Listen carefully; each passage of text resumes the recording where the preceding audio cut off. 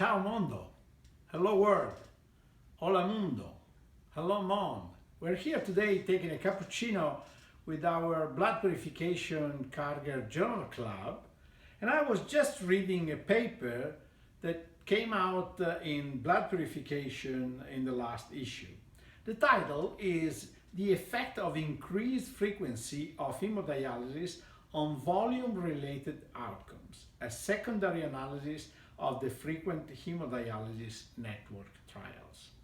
First of all, you probably are completely aware about the fact that the frequent hemodialysis try to prove several concepts, including the reduction in left ventricular hypertrophy and cardiovascular bad outcomes in patients that actually are undergoing several sessions of dialysis per week. And in previous reports, this network, as they write here, they show that frequent hemodialysis reduced extracellular fluid volume and left ventricular mass, with more pronounced effects observed among patients with low urine output.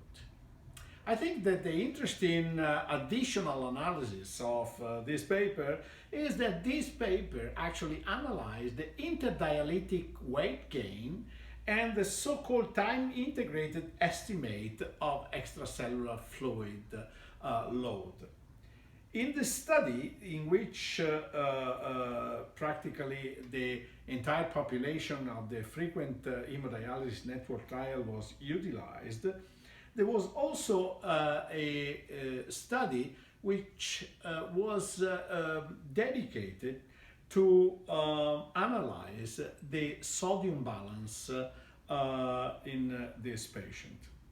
Now, the patients with low urine output, less than 100 mL per day, the reduction of the time integrated fluid load was significant and associated with the reduction of left ventricular mass. And this was very important because also there was a reduction in the interdialytic weight gain, showing that the achievement of better volume through the frequent hemodialysis regime could actually attenuate left ventricular hypertrophy and also probably the detrimental effects of it, including cardiovascular comorbidity and mortality.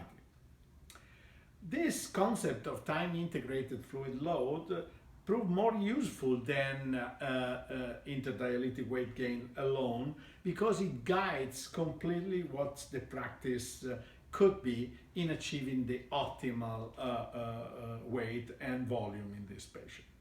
There are several aspects that require to be discussed, and I invite you to read this paper in blood purification and especially look at the detailed discussion where the different authors of the paper actually debate different aspects related to the optimal guidance to achieve a perfect fluid balance and possibly to prevent cardiovascular disorder in hemodialysis patients.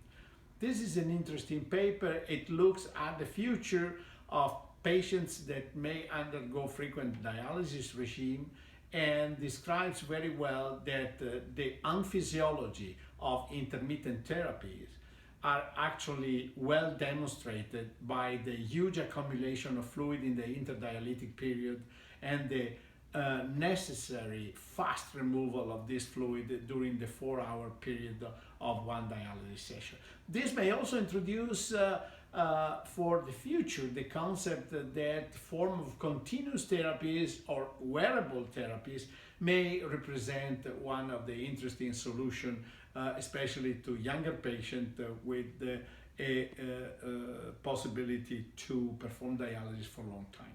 With this, I thank you very much for joining today Cappuccino. This is the first Cappuccino of 2016, and I would like to wish you a wonderful, stellar year 2016. With an excellent cappuccino like this.